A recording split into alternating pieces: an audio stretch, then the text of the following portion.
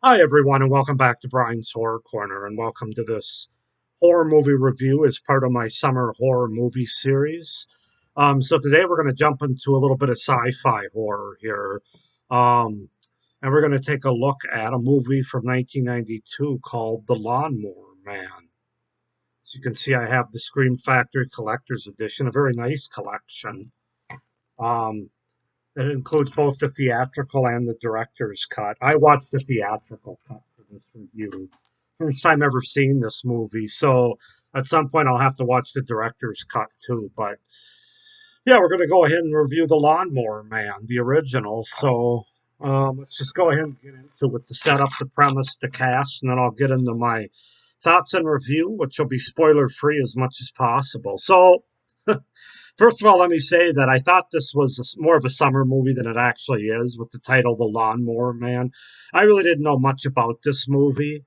I just knew Jeff Fahey and Pierce Brosnan was in it, and that was enough for me to check it out. And it's a very nice collection, as I said, but it does have a lawnmower in it. It does have lawn mowing in it, so I figure that's enough for me to include it with my summer horror movie series. So anyway, just wanted to throw that out there. So, The Lawnmower Man is a 1992 science fiction horror film directed by Brett Leonard, written by Leonard and Gimel Everett, and starring Jeff Fahey as Job Smith, an intellectual disabled gardener, and Pierce Brosnan as Dr. Lawrence Larry Angelo, a scientist who decides to experiment on him in an effort to give him greater intelligence.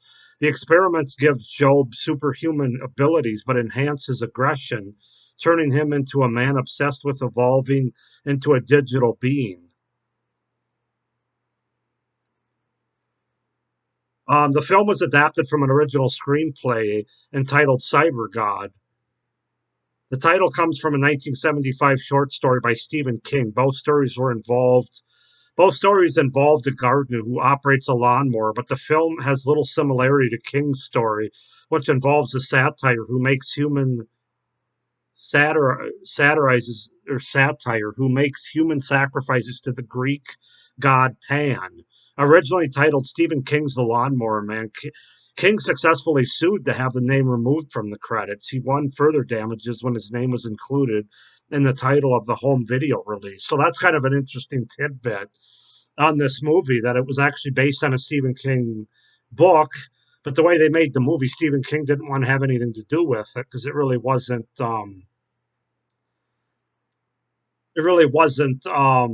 conducive to his story. They went a different route with it and tried to put his name on it, so he won a lawsuit against him. So basically, the movie is about Dr. Lawrence Angelo works for Virtual Space Industries and runs experiments using psychoactive drugs and virtual reality to enhance cognitive performance, using chimpanzees as test subjects in an experiment labeled Project 5. Angelo has benevolent aims, but VSI is funded by the shop,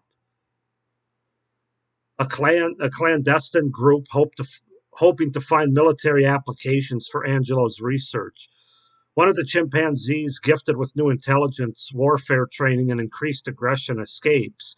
Angelo consequently decides to recruit intellectually disabled gardener Job Smith as a test subject, telling the man he will become smarter. Angelo redesigns an intelligence boosting treatments to remove the aggression factors used in the chimpanzee experiments.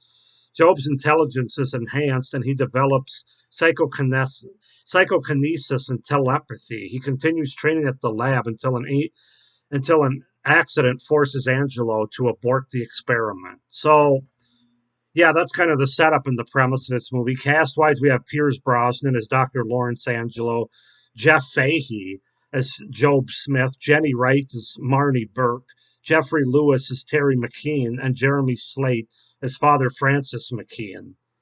So yeah, that's the setup, the premise, and the cast for The Lawnmower Man from 1992. So yeah, I mentioned about the Stephen King thing that I didn't even know, but I didn't even know this was based on a Stephen King book or story, which apparently it isn't, because that's why Stephen King that's why he sued him. Um, Basically, they took the premise of Stephen King's story and then kind of ran on their own with it. And he didn't, obviously, Stephen King didn't like the direction they ran. Um, as far as what I think of this movie, I was entertained by it, to be honest with you. I thought it was interesting. It's different. It's unique. And let's just go ahead and get into my thoughts, starting with the things I liked about it, the pros. I really liked the performances of both Jeff Fahey and Pierce Brosnan. I thought they were really pretty good here. Fahey's character in particular has a nice arc, and I felt like Fahey really pulls it off well, so that that he has a believable transformation where he goes from this sort of slow-witted, childlike grown up to this very serious and very determined, um, sort of becoming like a digital version of himself, and ultimately like a digital program, if you will. So I thought it was a very good and believable transformation. The story is really unique, especially at the time. So is the idea of what they do here. It's really groundbreaking at the time. I mean, now when you watch it, there's some other movies that have been done since then, kind of in a similar vein. Although I would still say that with the whole lawnmower and just the direction that they take with the story and how it unfolds, it's still kind of unique. I feel like, but the idea of beings becoming like more than themselves, becoming like gods or some sort of digital figure in terms of like actually evolving into like a digital mindset or a digital being. That's been done before. Lucy with Scarlett Johansson probably most recently.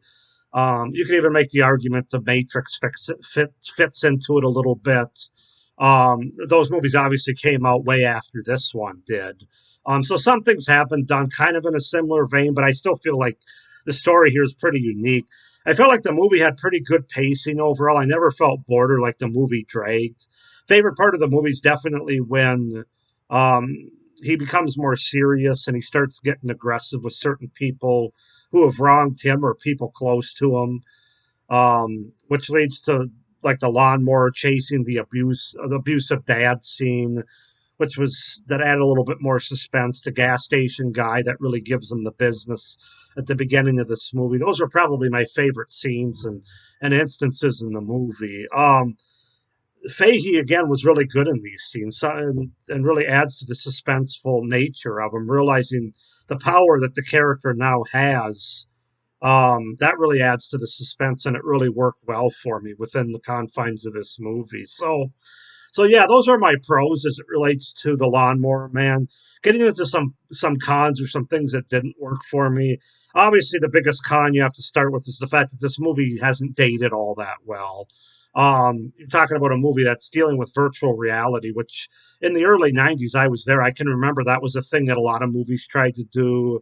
But this movie really made it a mainstay, a mainframe of this movie, and as a result, using the digital special effects and CGI that they did as it relates to the scenes in virtual reality. It really just doesn't hold up very well.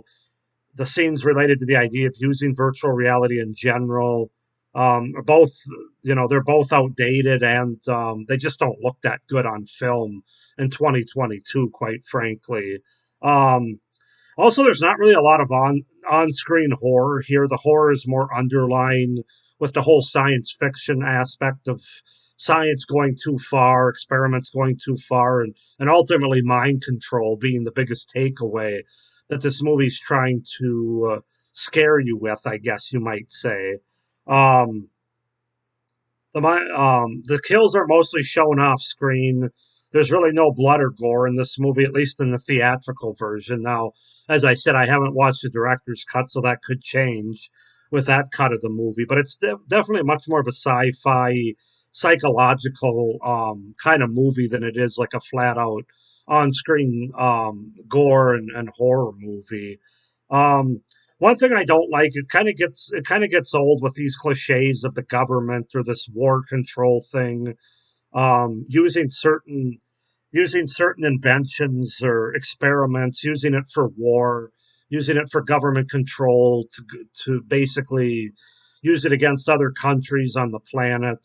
I mean, I just watched Piranha, which also had sort of a government control thing having to do with piranhas, where in this movie they're trying to use a superhuman being through virtual reality and experimental drugs, and that just kind of gets old, and it's been played out so much at this point. It's just kind of the whole country BS thing. You're doing it for your country. It's for the good of your country. Get the fuck out of here with that. It's old and it's tired. You have a lot of the typical bad character decisions to move the plot along, add suspense and plot contrivances and conveniences, especially at the end where you have this kid and his mom in the car who conveniently she falls asleep out of nowhere, and the kid uses that to his advantage to run into this just about to be exploding facility here. Um, eh, I didn't care for that part of it. It's just kind of meh. Um, but yeah, that's really all I could come up with as far as pros and cons for this movie. As I said, I'm definitely gonna watch the director's cut and see if there's any big differences there. Um, I do think it's kind of weird that of all the horror movies out there, that this is one that got a really nice collector's edition Scream Factory release. Because I could think of 10 or 15 movies that I'd like Scream Factory to get a hold of before this one. Not to say this is a bad movie. I actually enjoyed the performances by the two leads, as I said. I enjoyed some of the ideas and the premises, especially, even though some of them are outdated and the special effects don't really hold up all that well on film. I was still moderately entertained by this movie, and it's pretty much a mixed bag, as that you could tell with my pros and cons. And I'm gonna give it a 7 out of 10 for me. I was entertained enough by it where I'm gonna give it probably a little higher score than some other people. I know in some instances it's ridiculous, and the biggest comeback is it just doesn't hold up that well. But I still think that the performances are good, um, and I wasn't bored. I was entertained by it, and there is some horror there, even though it is underlying. It's more of the idea of mind control and government takeovers and things of that nature that we've seen in other movies. So, 7 out of 10 for the original Lawnmower Man from 1992. Go ahead and comment down below if you guys have seen the Lawnmower Man, what you think of it. Do you like it less than I do, more than I do, about the same? Please like this video and hit the little notification bell down below so you don't miss any of my upcoming reviews for this series. And please be sure to subscribe to my channel down below so you don't miss any of my great horror content that I pretty much have running through the rest of this year. I have it all planned out. So that's my review, though, for The Lawnmower Man. I hope you enjoyed it as part of the summer horror series. Definitely stay tuned. We got a bunch more movies to come yet for this series. I hope you enjoyed this review. Thank you for watching. Have a great day, but stay scared. Bye.